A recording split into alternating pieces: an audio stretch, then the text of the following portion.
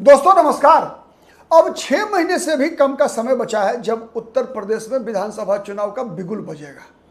और दोस्तों उत्तर प्रदेश का विधानसभा चुनाव कितना महत्वपूर्ण है बताने की आवश्यकता नहीं है। और इस बार के उत्तर प्रदेश विधानसभा चुनाव में कई ऐसे राजनीतिक दल भी पूरी तैयारी के साथ अपना भाग्य आजमाने की घोषणा कर चुके हैं। कई ऐसे बड़े नेता जो अन्य राज्यों में राजनीति किया करते थे, उनकी नजर भी उत्तर प्रदेश पर टिकी हुई है। चाहे बात हम उद्धव ठाकरे की करें, उद्धव ठाकरे की शिवसेना उत्तर प्रदेश में विधानसभा चुनाव लड़ना चाहती है। AIMIM असदुद्दीन ओवैसी की बड़ी नजर उत्तर प्रदेश पर गड़ी हुई है। साथ ही बिहार के भी 2 राजनीतिक दल हैं दोस्तों, जिनकी नजर उत्तर प्रदेश के विधानसभा चुनाव पर गड़ी हुई है। हम बात कर रहे हैं सन ऑफ मल्ला मुकेश सहनी की और साथ ही स्वर्गीय रामविलास पासवान के पुत्र चिराग पासवान की।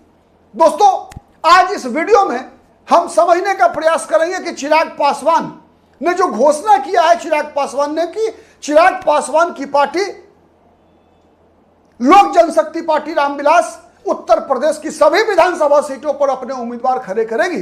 तो दोस्तों सवाल यह है, आप भी जवाब दीजिएगा कि रामविलास पासवान जो कहा करते थे चलो जलाएं दीप वहां जहां अभी भी अंधेरा है, तो क्या चिराग पासवान खुद जलकर उन झोपड़ियों में रोशनी करेंगे जहां अब तक अंधकार व्याप्त है, जहां अशिक्षा है, जहां गरीबी है, जहां कुरीतियां हैं, जिसकी चर्चा स्वर्गीय रामविलास पासवान किया करते थे? उन परिवारों की राजनीति करेंगे, उन वर्गों की राजनीति करेंगे, उस दलित समुदाय की राजनीति करेंगे चिराग पासवान और दलितों के उत्थान के लिए उत्तर प्रदेश में बड़ा कोई काम करेंगे?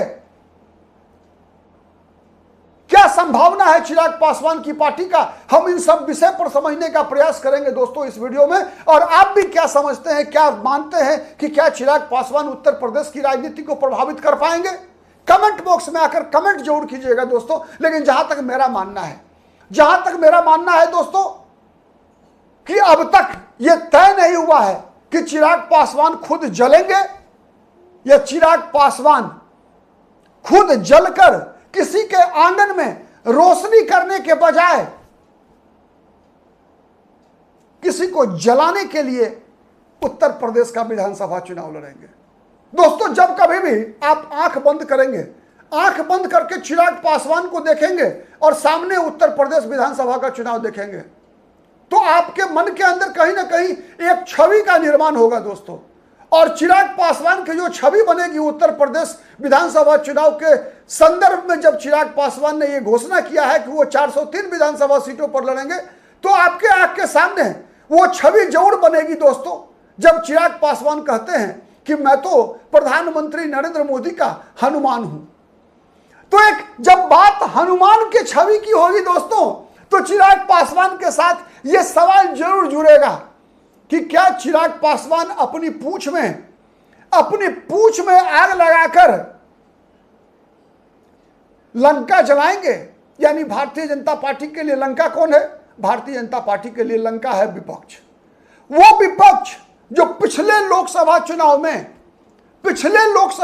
में पीडीए बनाकर, बात मैं अखिलेश यादव की कर रहा हूं, पीडीए यानी पिछड़ा दलित अल्पसंख्यक का कॉम्बिनेशन बनाकर अखिलेश यादव ने भारतीय जनता पार्टी के गले से बहुमत का आंकड़ा छीन लिया था। नहीं, पहली बार भारतीय जनता पार्टी 272 का आंकड़ा नरेंद्र मोदी के कार्यकाल में पूरा नहीं पाने में असफल हो गई थी। 240 पर बीजेपी का आंकड़ा अटक गया था।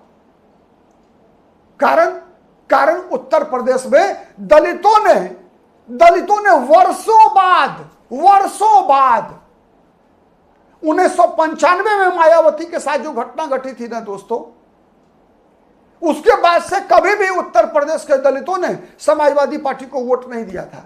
लेकिन 2024 के लोकसभा चुनाव में उत्तर प्रदेश के दलितों ने समाजवादी पार्टी को वोट दिया। इसलिए दिया क्योंकि कांग्रेस और समाजवादी पार्टी का जो गठबंधन था, इस गठबंधन ने एक नैरेटिव बनाया उत्तर प्रदेश के अंदर कि अगर भारतीय जनता पार्टी 400 का आंकड़ा पार कर गई तो दलितों से, पिछड़ों से वोटिंग का अधिकार छीन लेगी, संविधान बदल देगी, इनके नाम राशन कार्ड से हटा दिए जाएंगे, आधार कार्ड से इनके रद्द कर दिए जाएंगे। ऐसे मामलों के कारण बीजेपी की बुरी हार हुई और दलित वोटरों ने बड़ी संख्या में यह भूलकर कि समाजवादी पार्टी के लोगों ने मायावती के साथ क्या किया, यह भूलकर कि अखिलेश यादव के मुख्यमंत्रित्व के कार्यकाल में दलितों के साथ अखिलेश यादव के वोटरों ने कौन सा व्यवहार किया था।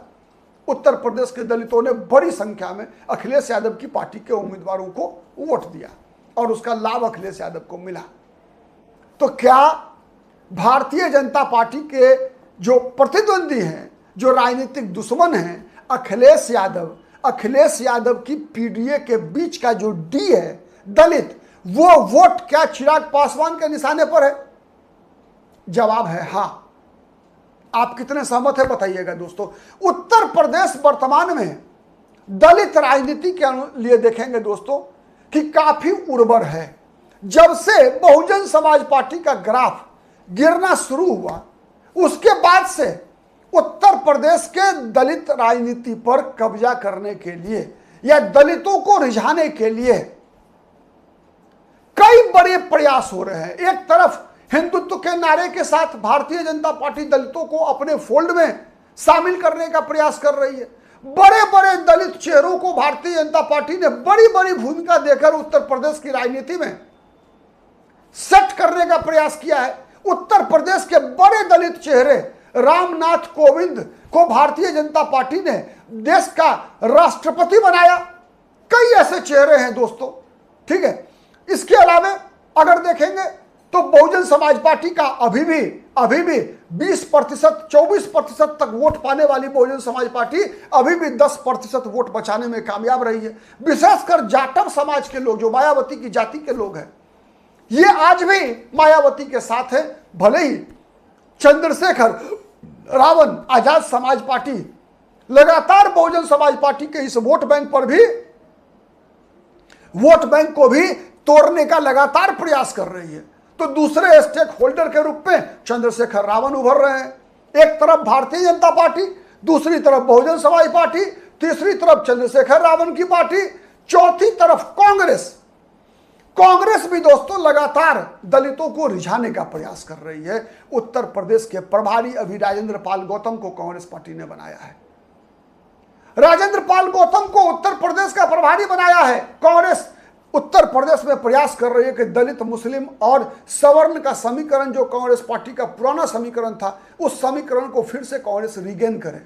अब कांग्रेस इसमें कितना सफल होगी कहना मुश्किल है। राजेंद्र पाल गौतम का इस्तेमाल हो रहा है। मीरा कुमार, जो कि बाबू जगजीवन राम की पुत्री हैं, लोकसभा की स्पीकर रही है, उनका कांग्रेस बड़े पैमाने पर इस्तेमाल कर रही है उत्तर प्रदेश की राजनीति में, ठीक है। तो ऐसे कई चेहरे हैं, प्रोफेसर रतन लाल जैसे जो इंटेलेक्चुअल हैं, दलित समाज के दलित चिंतक हैं, उनका भी इस्तेमाल कांग्रेस पार्टी कर रही है, राष्ट्रीय प्रवक्ता बनाया है उनको। तो ऐसा कांग्रेस भी लगातार दलित वोट बैंक में शेयर के लिए प्रयासरत है।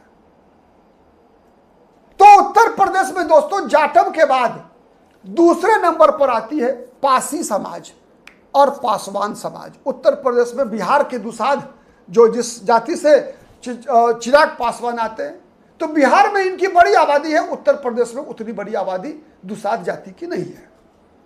पूर्वी उत्तर प्रदेश में तो है, मध्य उत्तर प्रदेश में है, लेकिन पश्चिम उत्तर प्रदेश बुंदेलखंड का जो इलाका है दोस्तों, वहां पासवान जाति नहीं है, बल्कि पासवान और पासी उत्तर प्रदेश में लगभग एक हो जाते हैं। वैसे ही जैसे सवर्णों में देखेंगे आप, तो भूमिहार जाति बिहार के बाद थोड़ा बहुत उत्तर प्रदेश में है, और वो केवल पूर्वी उत्तर प्रदेश में है, ठीक है। उसके बाद भूमिहार अलग से कहीं उत्तर प्रदेश में नहीं होते, ब्राह्मण के साथ ही वो कोलाइड हो जाते हैं, ठीक है। तो ये बात मैं इसलिए बता रहा हूं दोस्तों कि चिराग पासवान का दांव क्या हो सकता है, किस संभावना की तरफ चिराग पासवान की ये घोषणा कि चिराग पासवान की पार्टी 403 विधानसभा सीटों पर चुनाव लड़ेगी, यानी उत्तर प्रदेश में चिराग पासवान भारतीय जनता पार्टी के साथ गठबंधन करके चुनाव नहीं लड़ना चाहते। इसका मतलब यह है। अब दूसरा मतलब है कि बीजेपी से गठबंधन नहीं करेंगे तो करेंगे क्या, यानी बीजेपी को जिताने के लिए चुनाव लड़ेंगे या बीजेपी को हराने के लिए। जब वो खुद को नरेंद्र मोदी का हनुमान कहते हैं, तब चिराग पासवान को अगर नरेंद्र मोदी को आबाद करना होता, नरेंद्र मोदी के घर को प्रकाशित करना होता, तो चिराग पासवान कहते कि भाई हम बिहार की तरह ही उत्तर प्रदेश में भी भारतीय जनता पार्टी से गठबंधन करके चुनाव लड़ेंगे। जैसे दिल्ली में लड़े, दिल्ली में एक विधानसभा सीट लड़े, झारखंड में एक विधानसभा सीट लड़े, गठबंधन में लड़े। लेकिन उत्तर प्रदेश में 403 पे लड़ना, तो दोस्तों कारण समझिए, उत्तर प्रदेश में जाटव समाज के बाद जो दूसरी नंबर की जाति है वो पासी समाज की, जिस जाति से फैजाबाद के सांसद अवधेश प्रसाद आते हैं। बराबर आपने देखा होगा विगत 2 वर्षों से अयोध्या लोकसभा सीट से सांसद, फैजाबाद के सांसद अवधेश प्रसाद, जो कि दलित समाज से आते हैं, पासी वर्ग जाति से आते हैं। तो ये इनको अखिलेश यादव ने एक प्रतीक के रूप में अपने साथ बैठाना शुरू किया है दोस्तों। तो ये अवधेश प्रसाद पासी समाज से आते हैं। कहा जाता है कि उत्तर प्रदेश में पिछले लोकसभा चुनाव में दलितों में जिस जाति के लोगों ने सबसे ज्यादा अखिलेश यादव को वोट दिया था, वो जाति यही पासी समाज है, जो जाटव के बाद दूसरे नंबर पर है, जिसके बारे में ये कहा जा रहा है कि उत्तर प्रदेश के पासी समाज के लोग समाजवादी पार्टी की तरफ आकर्षित हो रहे हैं। यही वो फैक्टर है दोस्तों, यही वो फैक्टर है जिस कारण से चिराग पासवान 403 विधानसभा सीट लड़ना चाहते हैं कि अगर 2-4 सीट जीत गए तो जीत गए, न जीते तो कम से कम भारतीय जनता पार्टी के खिलाफ का जो वोट बैंक है, भारतीय जनता पार्टी के विरोध का जो वोटर है, उस वोटर को उसका वोट काटकर भारतीय जनता पार्टी और भारतीय जनता पार्टी के गठबंधन को फायदा पहुंचाया जा सके। यह चिराग पासवान का मकसद हो सकता है। आप क्या सोचते हैं? यानी चिराग पासवान जलेंगे तो, लेकिन जलेंगे तो बीजेपी का आंगन रोशन करेंगे, लेकिन जलाएंगे समाजवादी पार्टी का आशियाना, समाजवादी पार्टी की संभावना। आप कितने सहमत है बताइएगा कमेंट करके। और हमारा वीडियो पसंद आता है दोस्तों, विश्लेषण पसंद आता है तो प्लीज लाइक कीजिए, शेयर कीजिए, जिससे अधिक से अधिक लोगों तक हमारी बातें पहुंचे। अब तक यदि पॉलिटिकल आइडिया को सब्सक्राइब नहीं किया है तो प्लीज सब्सक्राइब कीजिए।